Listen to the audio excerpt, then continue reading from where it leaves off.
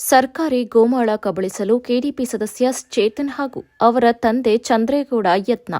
ಈ ಹಿಂದೆ ಇದ್ದ ತಾಲೂಕು ದಂಡಾಧಿಕಾರಿಗಳ ವಿರುದ್ಧ ಅವಾಚ್ಯ ಶಬ್ದಗಳಿಂದ ನಿಂದನೆ, ಸರ್ಕಾರಿ ಜಾಗ ಉಳಿಸಲು ಬೃಹತ್ ಹೋರಾಟದ ಎಚ್ಚರಿಕೆ. ತಾಲೂಕಿನ ಬಿಕ್ಕೋಡು ಹಾಗೂ ಚೋಕನಹಳ್ಳಿ ಗ್ರಾಮದ ಸರ್ವೆ ನಂಬರ್ 18ರಲ್ಲಿ ಕೋಟ್ಯಾಂತರ ರೂಪಾಯಿ ಬೆಲೆ ಬಾಳುವ 5 ಎಕರೆ ಸರ್ಕಾರಿ ಗೋಮಾಳ ಜಾಗವನ್ನು ಕೆಡಿಪಿ ಸದಸ್ಯ ಚೇತನ್ ಹಾಗೂ ಅವರ ಕುಟುಂಬದವರು ಅಧಿಕಾರ ದುರ್ಬಳಕೆ ಮಾಡಿಕೊಂಡು ಜಾಗವನ್ನು ಕಬಳಿಸುವ ಹುನ್ನಾರ ಮಾಡುತ್ತಿದ್ದಾರೆ ಎಂದು ಗ್ರಾಮಸ್ಥರಾದ ಆಸಿಫ್, ಚಂದನ್, ಯದುನಂದನ್ ಆರೋಪಿಸಿದರು. ಜಂಟಿ ಪತ್ರಿಕಾಗೋಷ್ಠಿಯಲ್ಲಿ ಮಾತನಾಡಿದ ಅವರು, ಸರ್ವೆ ನಂಬರ್ 18ರಲ್ಲಿ 5 ಎಕರೆಗೂ ಹೆಚ್ಚು ಸರ್ಕಾರಿ ಗೋಮಾಳದ ಜಾಗವಿದ್ದು, ಇಲ್ಲಿ ಸುಮಾರು 30 ಕುಟುಂಬಗಳು ಈಗಾಗಲೇ ಅಲ್ಲಿ ಒತ್ತುವರಿ ಮಾಡಿಕೊಂಡಿದ್ದು, ಈ ಜಾಗ ಬಿಕ್ಕೋಡು ಹಾಗೂ ಚೋಕನಹಳ್ಳಿ ಗ್ರಾಮದ ಸಾರ್ವಜನಿಕರ ಉಪಯೋಗಕ್ಕೆ ಮೀಸಲಿಡಲು ಇಡೀ ಗ್ರಾಮಸ್ಥರು ನಿರ್ಧರಿಸಿದ್ದು, ಅಲ್ಲಿಯ ಒತ್ತುವರಿದಾರರು ಗ್ರಾಮದ ಅಭಿವೃದ್ಧಿಗೆ ಬಿಟ್ಟುಕೊಡಲು ಎಲ್ಲರೂ ಸಿದ್ಧರಿದ್ದು, ಆದರೆ ಇಲ್ಲಿಗೆ ಕೆಡಿಪಿ ಸದಸ್ಯ ಚೇತನ್ ಎಂಬುವರು ಹಾಗೂ ಅವರ ತಂದೆ ಕೋಟ್ಯಾಂತರ ಬೆಲೆ ಬಾಳುವ ಆಸ್ತಿ ಕಬಳಿಸಲು ರಾತ್ರಿ ಸಮಯ ಹೊಂಚು ಹಾಕಿ ಅಲ್ಲಿದ್ದ ಮರಗಿಡಗಳನ್ನು ನೆಲಸಮ ಮಾಡಿ ಅಧಿಕಾರಿಗಳನ್ನು ಹೆದರಿಸುವುದು ಎಲ್ಲ ಅಧಿಕಾರಿಗಳು ಹಾಗೂ ಮಂತ್ರಿಗಳು ಗೊತ್ತಿದ್ದಾರೆ ಎಂದು ಹೆದರಿಸುವ ಕೆಲಸ ಕೆಡಿಪಿ ಸದಸ್ಯ ಮಾಡ್ತಾ ಇದ್ದು, ಇನ್ನು ಅವರ ತಂದೆ ಈ ಜಾಗಕ್ಕೆ ಸಂಬಂಧಿಸಿದಂತೆ ದಂಡಾಧಿಕಾರಿ ಮಮತಾ ಅವರು ದಾಖಲಾತಿ ಪರಿಶೀಲಿಸಿ, ಇದು ಸರ್ಕಾರಿ ಆಸ್ತಿ, ಇದನ್ನು ಯಾರೂ ಸಹ ಒತ್ತುವರಿ ಮಾಡಬಾರದು, ಸಾರ್ವಜನಿಕರು ತಿಳಿದಂತೆ ರುದ್ರಭೂಮಿ, ಶಾಲಾ, ಆಟದ ಮೈದಾನದ, ಬಸ್ ನಿಲ್ದಾಣ, ಸರ್ಕಾರಿ ಆಸ್ಪತ್ರೆ, ವಸತಿ ಗೃಹಗಳು ಹಾಗೂ ಬಿಕ್ಕೋಡು ಗ್ರಾಮದ ಆಶ್ರಯ ನಿವಾಸಿಗಳಿಗೆ ನಿವೇಶನ ನೀಡಲು ಬಳಸುವಂತೆ ಮಾಹಿತಿಯನ್ನು ನೀಡಿದರು. ಅವರಿಗೆ ತಿಳುವಳಿಕೆ ನೋಟಿಸ್ ನೀಡಿದ್ದು, ಅಂತಹ ದಕ್ಷ ಅಧಿಕಾರಿಯ ವಿರುದ್ಧ ಕೀಳು ಮಟ್ಟದಲ್ಲಿ ನಾಲಿಗೆ ಹರಿಬಿಟ್ಟಿದ್ದು ಸರಿಯಲ್ಲ. ಅಲ್ಲಿದ್ದಂತಹ ಮರಗಿಡಗಳನ್ನು ಕಡಿದು ಹಾಕಿ ಹಿನ್ನೆಲೆ ನಮ್ಮ ಮೇಲೆ ಮಚ್ಚಿಡಿದು ಹಲ್ಲೆಗೆ ಯತ್ನಿಸಿದ್ದಾರೆ. ಇದರ ಜೊತೆಯಲ್ಲಿ ಅಧಿಕಾರಿಗಳು ನಮ್ಮ ಜೊತೆ ಇದ್ದಾರೆಂದು ಹೆದರಿಸಿ ಈಗಿರುವ ತಾಲೂಕು ದಂಡಾಧಿಕಾರಿಗಳು ನಮ್ಮ ಹೆಸರಿಗೆ ಈ ಜಾಗ ನೀಡಿದ್ದಾರೆಂದು ಅವರ ಹೆಸರು ದುರ್ಬಳಕೆ ಮಾಡುತ್ತಿದ್ದಾರೆ. ಈ ವಿಚಾರಕ್ಕೆ ಸಂಬಂಧಿಸಿದಂತೆ ಜಿಲ್ಲಾಧಿಕಾರಿಗೆ ದೂರನ್ನ ನೀಡಿದ್ದೇವೆ.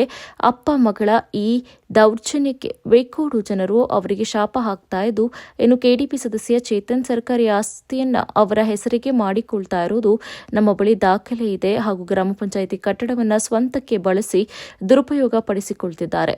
ಈ ವಿಷಯಕ್ಕೆ ಸಂಬಂಧಿಸಿದಂತೆ ಮಾಜಿ ಸಚಿವ ವಿ. ಶಿವರಾಮ್ ಅವರಿಗೂ ಹೇಳಿದ್ದು, ಮಾನ್ಯ ಶಾಸಕರಿಗೂ ಭೂ ಕಬಳಿಕೆಗೆ ವಿಷಯ ತಿಳಿದಿದ್ದು, ಈ ಜಾಗವನ್ನು ಸರ್ಕಾರಿ ಆಸ್ತಿ ಎಂದು ಈಗಿರುವ ತಹಸೀಲ್ದಾರ್ ಕೂಡಲೇ ನಾಮಫಲಕ ಅಳವಡಿಸದಿದ್ದರೆ ಬಿಕ್ಕೋಡು ಜನರು ಉಗ್ರ ಪ್ರತಿಭಟನೆಯನ್ನು ನಡೆಸಬೇಕಾಗುತ್ತದೆ ಎಂದು ಎಚ್ಚರಿಕೆ ನೀಡಿದರು. ಈ ವೇಳೆ ಪತ್ರಿಕಾಗೋಷ್ಠಿಯಲ್ಲಿ ಗ್ರಾಮಸ್ಥರಾದ ಯೋಗೇಶ್, ಸೋಮಶೇಖರ್ ಹಾಜರಿದ್ದರು.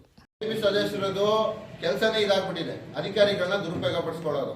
ಅಲ್ಲಿ ಏನಾಗ್ಬಿಟ್ಟಿದೆ ಅಂದ್ರೆ ತಾಲೂಕು ಆಫೀಸಲ್ಲಿ ನಂದೇ ಅನ್ನೋ ತರ ಅವರು ಒಂಥರ ಏನೋ ನಾನು ಹೇಳ್ದಂಗಾಗುತ್ತೆ ಕೆಲಸ.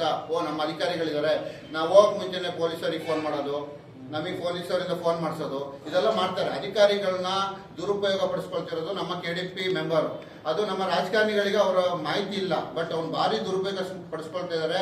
ಅಧಿಕಾರಿಗಳ ಈ ತರ 7-8 ಕೋಟಿ ರೂಪಾಯಿ ಸರ್ಕಾರಿ ಜಾಗನ ಒತ್ತುವರಿ ಮಾಡ್ಕೊಂಡು, ಈಗ ಆಲ್ರೆಡಿ ಅವರಿಗೆ ಕೊತ್ನಹಳ್ಳಿಯಲ್ಲಿ ಜಾಗ ಇದೆ, ಅದು ರೈಲ್ವೆ ಹೋಗುತ್ತೆ ಅಂತ ವಿಷಯ ಇದೆ. ಅದ್ರಲ್ಲಿ ಕೋಟ್ಯಾಂತರ ರೂಪಾಯಿ ದುಡ್ಡು ಬರುತ್ತೆ, ಸರ್ಕಾರ ಮಂಜೂರು ಮಾಡಿರೋದು. ಅವ್ರ ಮನೆಯದು ಪಕ್ಕದ್ದು ಅದು ಕಾಂಪ್ಲಿಕೇಟ್ ಇದೆ, ಅದು ಮಂಜೂರಾಗಿದೆಯಲ್ಲ ಗೊತ್ತಿಲ್ಲ, ಅದನ್ನ ಬೇರೆ ಹಾಕಿ ಫೋಟೋ ಮಾಡ್ಕೊಂಡಿದ್ದಾರೆ. ಇಷ್ಟೆಲ್ಲ ಇದ್ರು ಬಿಟ್ಟ ಬಂದ್ಬಿಟ್ಟು 7-8 ಕೋಟಿ ಸರ್ಕಾರಿ ಜಾಗನ ನನಗೆ ಬೇಕು ಅಂತ ಅವ್ರು ಹಾಕಿ ಕೇಳಿದ್ರೆ ಮಮತಾ ಮುಂಡೆ ಅವಳೇನೋ ಮಾಡೋಗಿದ್ದಾಳೆ ಅಂತ ಏಕವಚನದಲ್ಲಿ ನಮ್ಮ ಮೇಡಮ್ ಅವರಿಗೆ ಬೈಯೋದು. ದೇವರನ್ನ ಅದನ್ನ ಸಹಿಸ್ಕೊಳ್ಳೋಕೆ ಆಗಲ್ಲ. ಯಾಕಂದ್ರೆ ನಾನ್ ಕಂಡಂಗೆ ಬೇಲೂರಲ್ಲಿ ಸಿಸ್ಟಮ್ ಆಗಿ ಭ್ರಷ್ಟಾಚಾರ ಇದ್ದಲ್ಲಿ ಕೆಲಸ ಮಾಡಿರೋದು ಮಮತಾ ಮೇಡಮ್. ಅಂತ ಅಧಿಕಾರಿ ಅವ್ರು ಹೋದ್ಮೇಲೆ, ಅವ್ರು ಇದ್ದಾಗ ಮಾತಾಡಿದ್ರೆ ತೊಂದರೆ ಇರ್ತಿರ್ಲಿಲ್ಲ.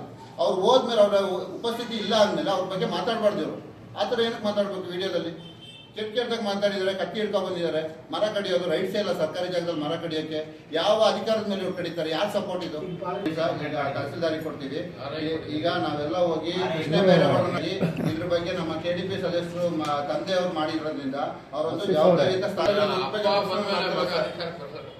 ಅಧಿಕಾರಿಗಳಿಗೆಲ್ಲ ಬೆದರಿಕೆ ಹಾಕೊಂಡು ಇದು ಅಂತಲ್ಲ ಸರ್. ತುಂಬಾ ಈಗ ಬಿಕ್ಕೋಡಲ್ಲಿ ಒಂದು ಗ್ರಾಮ ಪಂಚಾಯತಿ ಒಂದು ಮಳಿಗೆ ಕೊಟ್ಟಿದ್ದಾರೆ, ಹರಾಜು ಹೋಗಿರೋ ಮಳಿಗೆ. ಅದು ಕೆಡಿಪಿ ಸದಸ್ಯರು ಅವ್ರ ಗೌರವಯುತ ಸ್ಥಾನದಲ್ಲಿ ಇರ್ತಾರೆ, ಒಂದು ಸರ್ಕಾರದ ನಾಮಿನಿ ಅವರು ಅದನ್ನ ಬಾಡಿಗೆ ಕಟ್ತಾರೆ.